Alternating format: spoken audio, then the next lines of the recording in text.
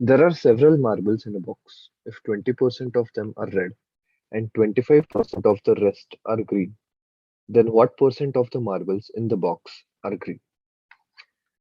Now let's assume that the total marbles are 100. So 20% will be red. So that means red will be 20.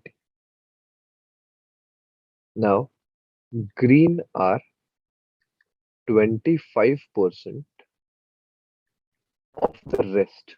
Rest, that means 100 minus 20, that is 80. So 25 fours are 100 and 80 upon 4, the answer comes as 20. So out of 100, 20 are green. That means we can say that 20% are green.